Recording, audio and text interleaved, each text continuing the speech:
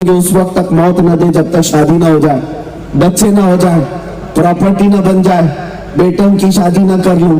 میرے عزیزو یہ دعائیں نہیں، دعا یہ کرو کہ مولا اس وقت تک موت نہ دینا جب تک تو راضی نہ ہو جائے، جب تک تو راضی نہ ہو اس وقت تک موت نہ دے۔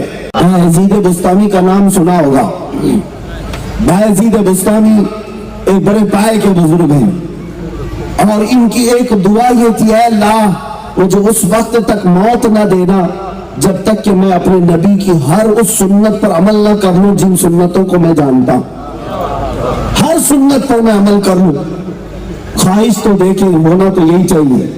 لوگ دعائیں کرتے ہوں کہ اس وقت تک موت نہ دے جب تک شادی نہ ہو جائے، بچے نہ ہو جائے، پراپرٹی نہ بن جائے، بیٹوں کی شادی نہ کر لوں۔ میرے عزیزو یہ دعائیں نہیں، دعا یہ کرو کہ مولا اس وقت تک موت نہ دینا جب تک تو راضی نہ ہو جائے، جب تک تو راضی نہ ہو اس وقت تک موت نہ دے۔ بایزید بستامی کی دعا تھی۔ اب سنیے، اخیر وقت تھا آپ کی زندگی کا، بڑھاپا بھی تھا، کمزوری آ گئی، موت کے آثار نظر آ رہے تھے، آپ رونے لگ گئے۔ لوگوں نے پوچھا کہ حضور روتے کیوں؟ کہا میں نے اللہ سے دعا کی تھی کہ اللہ مجھے ہر اس سنت رسول پر عمل کی توفیق دے دے جن سنتوں کو میں جانتا ہوں، لیکن میرے اندازے کے مطابق، میرے علم کے مطابق میں نے ساری سنتوں پر عمل کر لیا، ایک سنت مصطفیٰ ہے جو مجھ سے چھوٹ رہی ہے، اس پر عمل کرنے کا موقع نہیں ملا۔ مریدین نے پوچھا کہ وہ کون سی سنت ہے؟ سنو مسلمان، یہی مجھے بتانا ہے میرے آقا کے اخلاق کیا ہے۔ بایزید بستامی کہتے ہیں رسول اللہ صلی اللہ تعالی علیہ وسلم کی ایک حدیث میں نے یہ پڑھا کہ میرے آقا مسجد نبوی شریف میں جا رہے تھے، نماز کے لیے جا رہے تھے، فجر کا وقت تھا، نماز کے لیے جیسے ہی جا رہے تھے اچانک پڑوس میں سے کسی ایک بچے کے رونے کی آواز ہے، کسی کے گھر سے بچہ رو رہا تھا۔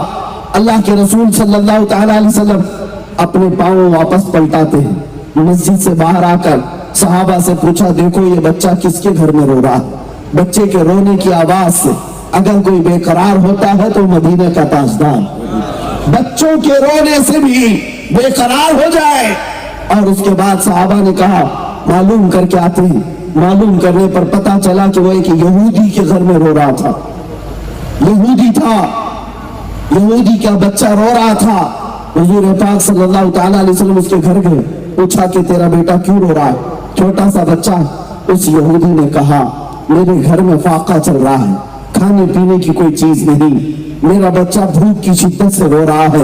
اللہ کے نبی صلی اللہ تعالی علیہ وسلم نے اپنے گھر بھیجا ایک صحابی کو اور کھجور منگوائی۔ جب وہ کھجور آئی رسول اللہ صلی اللہ علیہ وسلم نے اپنے منہ سے کھجور کو چبایا، نرم کیا اور اس بچے کے منہ میں رکھا۔ بچے کو جیسے مٹھاس پہنچی، بچہ کھجور چبانے لگا اور مسکرانے لگا۔ میرے آقا بھی مسکرا اٹھے اور مسجد نبوی تشریف لائے۔ یہ میرے آقا کے اخلاق تھے، یہ ان کی سنت تھی۔ بایزید بستامی کہتے ہیں نبی پاک نے یہ جو عمل کیا، میری زندگی میں ایسا عمل کرنے کا موقع اب تک نہیں آیا۔ باقی سب سنتوں پر عمل تو کر چکا، لیکن اس سنت پر عمل کرنے کا موقع نہیں ملا۔ چند دن گزرے تھے، بایزید بستامی بیمار تھے، موت کے آثار نظر آنے لگے۔ ایک دن آپ بھی مسجد میں جا رہے تھے، شاید رات کا وقت تھا یا صبح کا وقت، اچانک آپ کے کانوں میں بھی ایک بچے کے رونے کی آواز آئی۔ بایزید بستامی خوش ہو گئے، شاید اس بچے کے مدد کرنے کے بعد میں اس سنت پر عمل کر لوں۔ آپ فوراً اپنی طاقت کو جمع کر کے لوگوں سے پوچھتے معلوم کرو یہ کس کے گھر کا بچہ ہے۔ لوگ پوچھتے ہیں، معلوم ہوتا ہے کہ ایک عیسائی کے گھر کا بچہ تھا۔ بایزید بستامی فوراً اس کے گھر چلے جاتے ہیں، پوچھا تیرے گھر میں بچہ کیوں رو رہا ہے، کیا وجہ ہے، یہ کیوں بھی لگ رہا ہے؟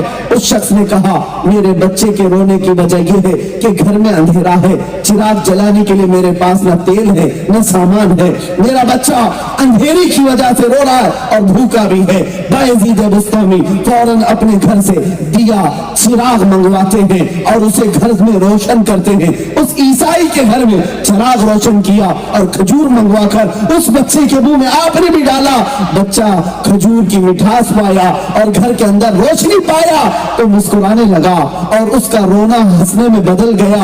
बायजीद बुस्तामी भी शुक्र बजा लाते हुए घर से पलटने लगे। ऐ मौला तेरा शुक्र है, मेरे नबी की उस आखिरी सुन्नत पर भी अमल का मुझे मौका दे दिया।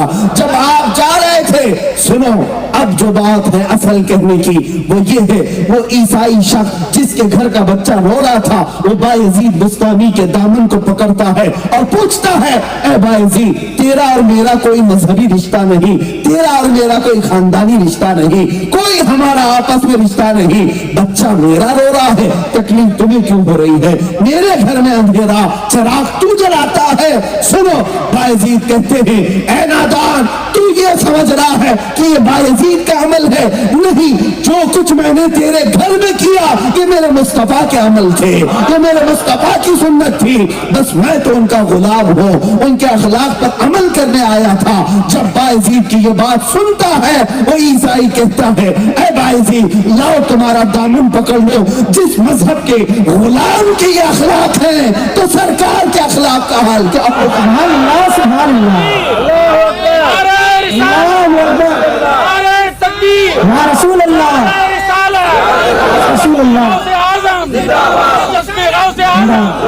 मौलाना मुफ्ती सलमान रजा जिंदाबाद, जिंदाबाद।